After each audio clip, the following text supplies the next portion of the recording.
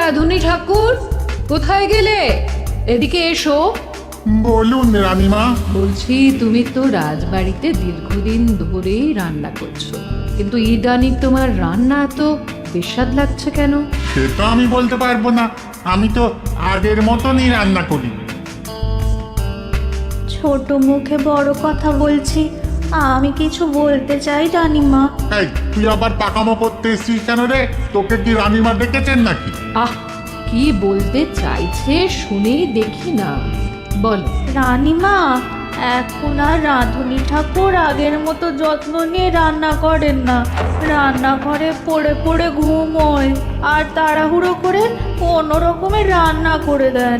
একদম বাজে কথা বলবি না। বাজে কথা না রানীমা, শিলনোড়ায় বাটতে ওনার কষ্ট হবে বলে আজকাল রাঁধুনি ঠাকুর শুধু জিরে ফোড়ন দিয়ে রান্না করেন। এত বেতন দিয়ে তোমাকে রাখা হয় কি এই ফাঁকিবাজির জন্যে? কি মানে, ভুল হয়ে গেছে। এর যদি এই ভুল করার ইচ্ছে হয় তাহলে তল্পি তল্পা গুটিয়ে বাড়ি গিয়ে ভুল করো, মনে থাকবে? মনে থাকবে মহারাজ। কি হচ্ছে বলো তো রানী? সকালে বাগানে পায়চারি করছিলাম, দেখি মালি একটা গাছেও জল দেয়নি। এই গরমে জল না পেলে যে গাছপালাগুলো মরে যাবে। সবাইকে এবার মনে হচ্ছে বলে বলে কাজ করাতে হবে।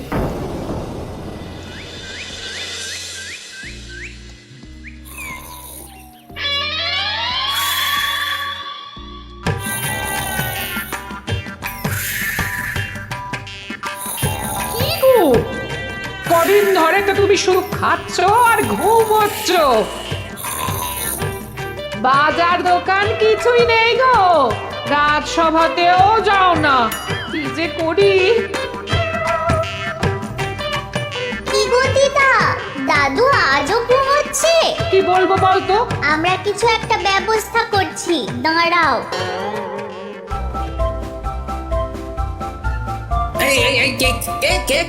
ওঠো দাদু, আর কত ঘুমে? উড়ে দিন একটা সীমা থাকে। ওঠো বলছি, ওঠো, ওঠো না। আমি বুঝতে পারছি বাড়ির কাজ, বাজার দোকান এসব না করার জন্য তুমি পড়ে পড়ে ঘুমোচ্ছ। দাদু কাছে ফাঁকি দিচ্ছে দিদা। দে পুটি, আর সরসরি দে দে।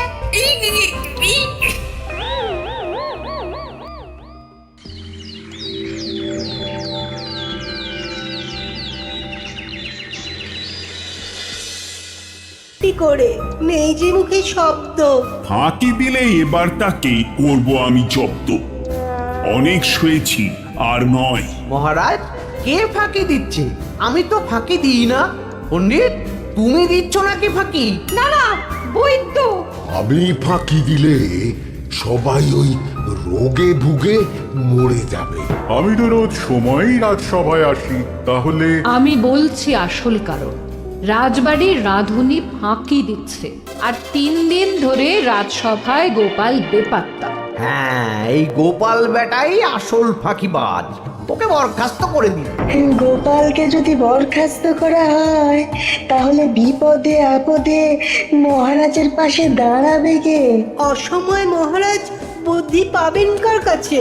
এই সুযোগ, এই সময় গোপালকে মহারাজের চক্ষুশূল করতে হবে, তাহলে আমি একেবারে জেঁকে বসতে পারবো। মহারাজ, গোপাল ঠিক কতটা ফাঁকিবাজ হয়ে উঠেছে তার কোনো ইয়ত্তা নেই। হ্যাঁ, বলুন তো। বেটা গোপাল কোনোদিন সঠিক সময়ে রাজসভায় আসে না, কোনো দিন তো আসেই না, যেমন আজকেও আসেনি। আর না এলে মহারাজকেও কারণটা জানায় না। আপনাকে সম্মান করা তো দূরের কথা, কোনো ভ্রুক্ষেপই করে না। এটা কিছুটা হলেও মন্ত্রী মশাই ঠিক কথা বলছেন। হ্যাঁ, এ তো একদম সঠিক কথা। ঠিক বলেছ। প্রহরী, প্রহরী, বলুন মহারাজ। তুমি আরেকজনকে সাথে নিয়ে এক্ষুনি গোপালকে তুলে নিয়ে এসো। আচ্ছা মহারাজ। বলি, তুমি আজকেও রাজসভায় কামাই করবে? অর্ধেক দিন কামাই করলে বেতন কাটা যাবে গো। গিন্নিমা, গোপালকে মহারাজ ডাকলেন। ওই দেখো, রাজবাড়ি থেকে প্রহরীও ডাকতে এসেছে। ওহ, মহারাজের আদেশ না শুনলে তোমাকে তুলে নিয়ে যেতে বাধ্য হব। আরে দাঁড়িয়ে দেখছিস কি, তুলে নিয়ে চল। ঠিক বলেছিস, তুই হাত ধর আর আমি পা ধরি। কে আমরা আমরা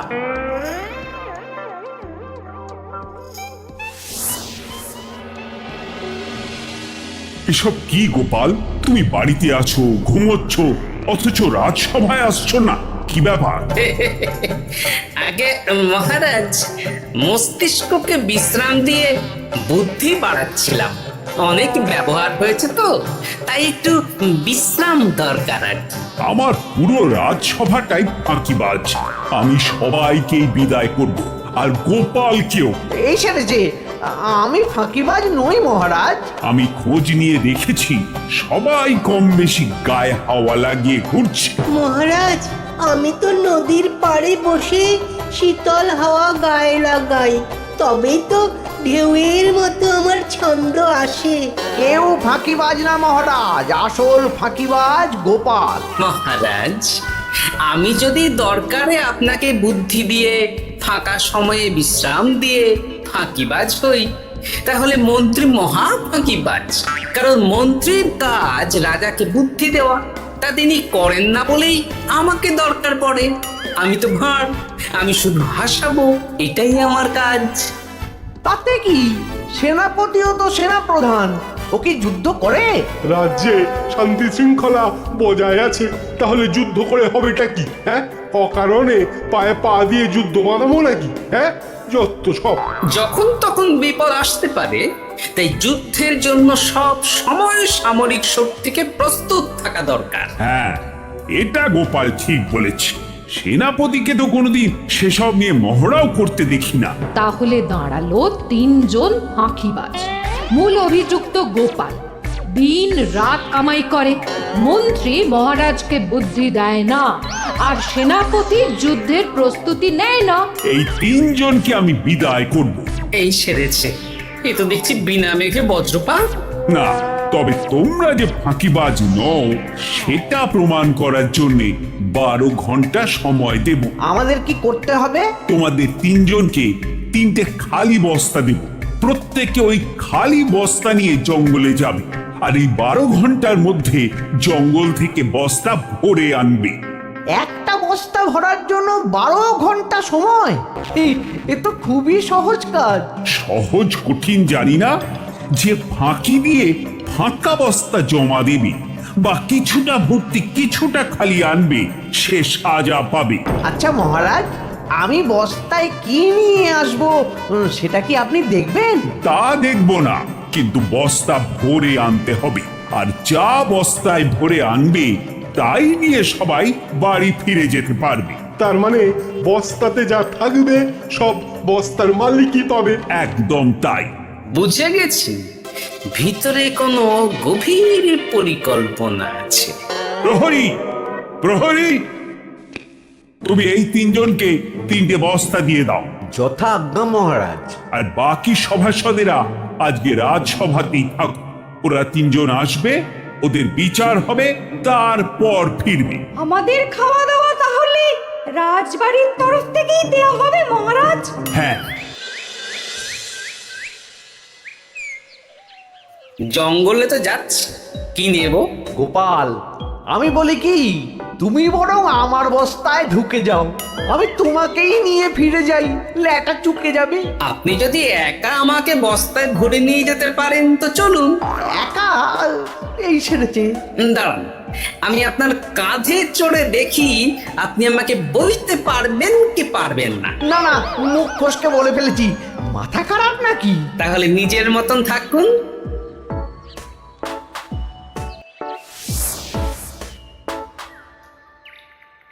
এমন কি বা আছে এই জঙ্গলে?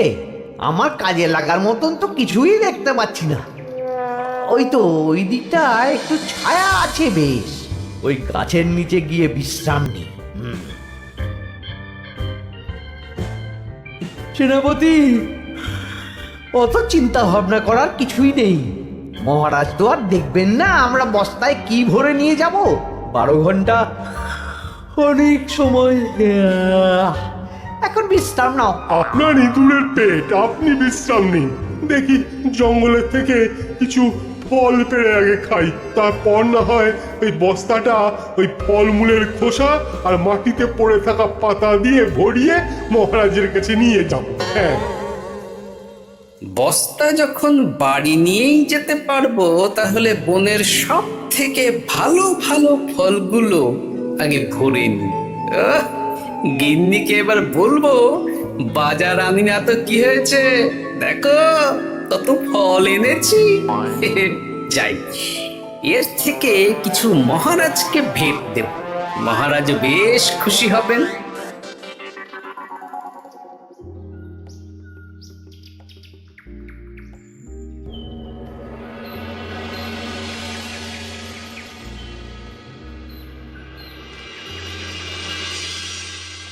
উফ, এই এত বড় জ্বালার মতো পেটখানা নিয়ে এই পেল্লাই গাছে উঠবো কি করে? দূর দূর, আশেপাশে ঢিল পাথরও দেখতে পাচ্ছি না।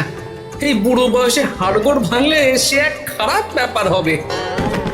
আরে দূরে ওদিক থেকে আওয়াজ পাওয়া যাচ্ছে, তার মানে এই বনে কেউ এসেছে। ভাই মদন, এই গাছটা ঝড়ে ভেঙে অনেক দিন পড়েছিল, এটা তো নেবই। তুই ওদিকে দেখ, কত মোটা একটা সেগুন গাছ রে। ওই গাছটা নিয়ে গেলে আমরা 1 বছর বসে খেতে পারবো। তাহলে আর দেরি কেন, হাত লাগা। আরে আরে আরে, করো কি, এগুলো সব আমাদের মহারাজ কৃষ্ণচন্দ্রের পছন্দের গাছ। ভুলেও এই গাছ কেটে নিয়ে যাওয়ার ভাবনা চিন্তা করো না। আর ওই সেগুন গাছটা তো মহারাজের সবচেয়ে প্রিয়। আরে মহারাজ কি করে জানবে শুনি? এই বনে তো তিনি ভুল করেও আসেন না। এই যে আমি আসি, আমি মহারাজের দূত। তোমরা যদি ভুল করে ওই সেগুন গাছে হাত দাও, তাহলে কিন্তু তোমাদের গর্দান যাবে। এই সেরেছে, কিন্তু আমরা তো কাঠুরিয়া, কাঠ ছাড়া পেট চালাবো কি করে? সে তোমাদের ব্যবস্থা তোমরা করো, অন্য অনেক কাজ আছে। এই সামনের গাছটা মরে পড়ে আছে, এটার কাঠ আমরা নিয়ে যেতে পারবো তো? তা পারবে, এতে অত চিন্তার ব্যাপার নেই। গোপাল আছে যখন, তখন এই রাজ্যের কেউ মুশকিলে থাকবেই না। শুধু তোমাদের একটা কাজ করতে হবে। কি কাজ? এই নাও বস্তা। আমার জন্য এই জঙ্গল থেকে টাটকা বিভিন্ন ফল পেড়ে এই বস্তা ভরে দাও, তাহলে মহারাজকে আর তোমাদের কথা বলবো না, বুঝলে? আর তোমাদের যাতে রাজবাড়িতে কোনো কাজ হয় সেই নিয়ে মহারাজের কাছে সুপারিশও করো, কেমন? বেশ বেশ, তুমি তাহলে এখন এখানে বিশ্রাম করো, আমরা তোমার বস্তা ভরে ফল নিয়ে আসছি। ঠিক আছে, আমি তোমাদের কুঠার পাহারা দিচ্ছি, তোমরা ভালো তরতাজা ফল বস্তায় ভরে নিয়ে এসো।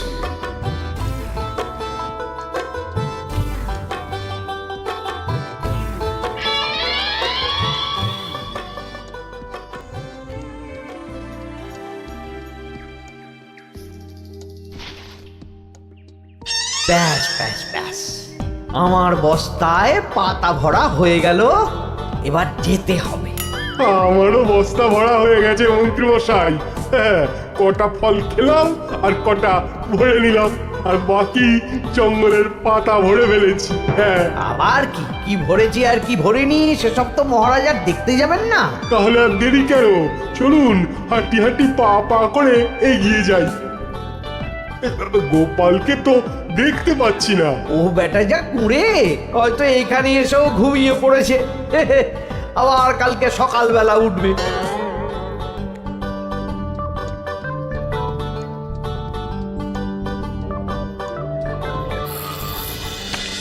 এই যে ভাইয়া, এই যে হ্যাঁ, কে কে? আমরা। ও বলো, বস্তা ভরে এনেছো? হ্যাঁ, ভরে এনেছি। তাহলে চলো রাজসভায় যাই, তোমাদের একেবারে মহারাজের সাথে পরিচয়ও করিয়ে দেবো, কাজের ব্যাপারেও বলবো। চলুন। চলো চলো চলো।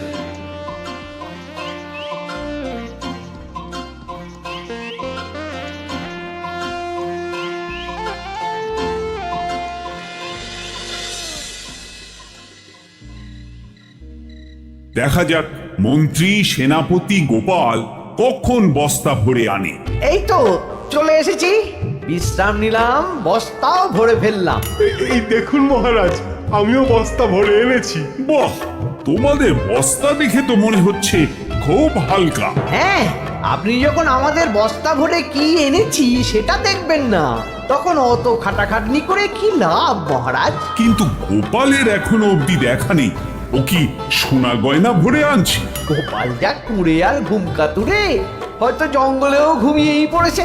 মহারাজ, আপনি একটা কাজ করুন, আমাকে আর মন্ত্রীমশাইকে যুগ্মভাবে বিজয়ী ঘোষণা করে দিন, ব্যাস। এত তাড়া কিসের? বাবা বাবা বাবা, তোমরা তিনজনেই বস্তা ভরে এনেছো, আমি খুব খুশি। আমার কথা শুনে কাজ করেছো, তোমরা তিনজনেই বিজয়ী। এবার বাড়ি যাও, যাও। গোপাল কি করে বিজয়ী হয় মহারাজ? এই বস্তা ভরে নিয়ে আসাতেও তো ওর ফাঁকিবাজি ধরা পড়ছে। কিসের ফাঁকিবাজি? এই যে দুটো লোক তোমার হয়ে বস্তা বয়ে আনলো, সে তো মহারাজ সহ আমরা সবাই দেখতেই পেলাম। তা তো ঠিক, গোপাল নিজে হাতে বস্তা ভরে আনেনি। মহারাজ বস্তা ভরে আনতে বলেছেন, আমি এনেছি, এখানেই কথা শেষ। আমি কাকে দিয়ে বস্তা ভরালাম, কে আমাকে সাহায্য করলো, সেসব তো কোনো শর্ত আরোপ করা ছিল না। কিন্তু পরীক্ষাটা তো কে ফাঁকিবাজ সেটা প্রমাণ করার পরীক্ষা। এখানে তো তুমি ফাঁকি দিলে গোপাল। এটাও ঠিক কথা, তাহলে গোপালের শাস্তি পাওয়া উচিত। মহারাজ, আপনার শর্ত ছিল সেই ফাঁকিবাজ বলে প্রমাণিত হবে যে বস্তা খালি আনবে। এইখানে আপনি একটা ছোট্ট ভুল করেছেন মহারাজ। বস্তায় কি আছে সেটা দেখবেন না, আগেই বলে দিয়েছেন। তা তো বলেছি।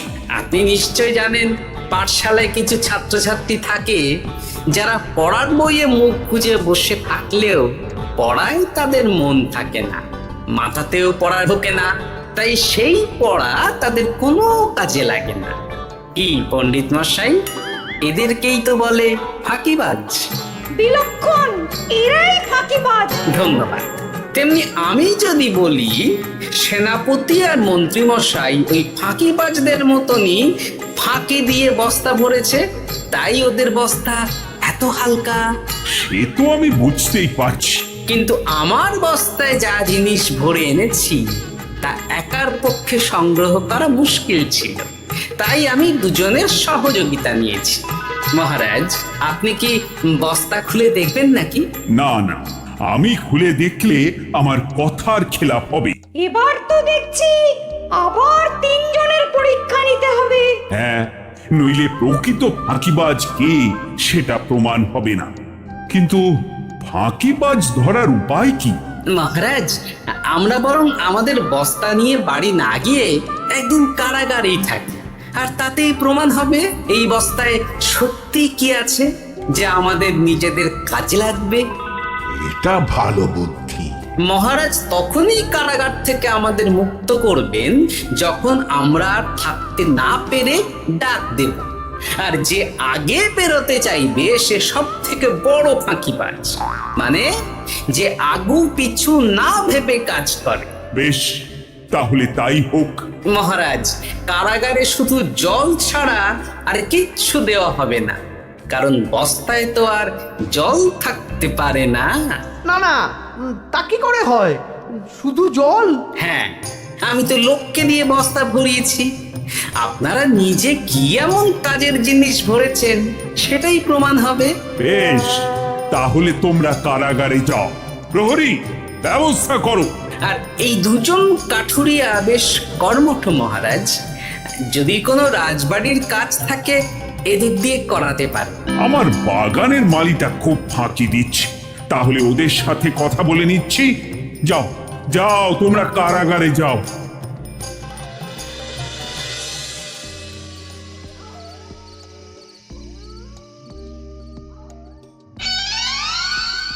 ওরে বাবা রে, কি খিদে খিদে পাচ্ছে রে। দেখি বস্তায় কি আছে দেখি।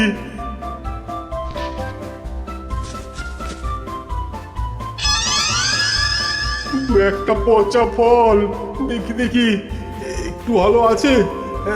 এটা একটু ভালো আছে, হ্যাঁ এটাই খাই, হ্যাঁ এটাই খাই।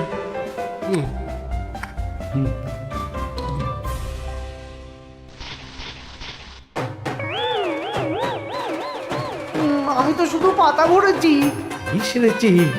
আমাকে কি জল খেয়েই কাটাতে হবে? এবার আমি দেখি। আহ, টাটকা ফল আর জল। আমার কাছে যা ফল আছে এগুলো খেয়ে আরাম করে 5-6 দিন কেটে যাবে। ও গোপাল, আমাকেও কটা ফল দাও না গো। ও গোপাল, আপনি এখান থেকে উঠুন, অন্য বাগানে ফুল হয়ে ফুটুন। ফল খাবেন? এখন কর্মফল ভোগ করুন। ওরে বাবা, জল খেয়ে আর কতক্ষণ কাটাবো?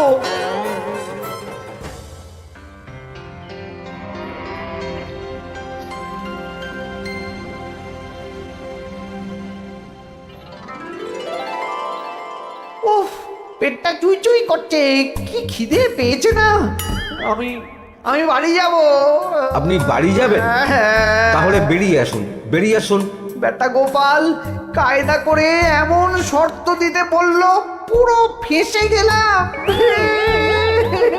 আমারও তো খাওয়ার মতন তেমন কিছু নেই, আমি এখানে থাকবো না। আমি এখানেই আছি। ফল খাবো, জল খাবো, আর প্রকৃতির ডাক এলে একটু বাইরে যাব।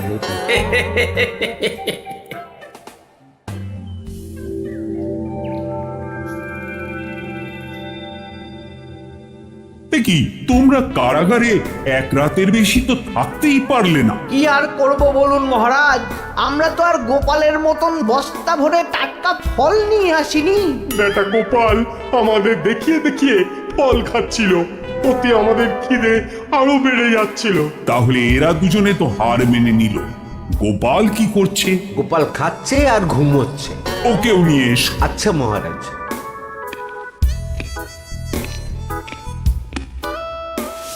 একই মহারাজ, আমার তো এখনো বাইরে আসার ইচ্ছে হয়নি। কি আর করা যাবে, ওরা হার মেনে নিয়েছে, তার মানে তুমি জয়ী হয়ে গেলে গোপাল। আমার বস্তায় ভরে অনেক ফল এনেছিলাম, এখনো অনেক আছে। আপনি তাহলে বাকি ফলগুলো নিয়ে নিন। তাহলে তো এটাই প্রমাণ হলো গোপাল কাজের সময় ফাঁকিবাজি দেয় না, শুধু বুদ্ধি বাড়ানোর জন্য একটু বেশি ঘুমোয়।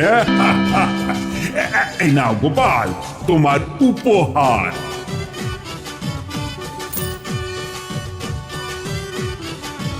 মহারাজ, আমি সময়ের কাজ সময়ে করি আর বাকি সময় একটু ঘুমাই।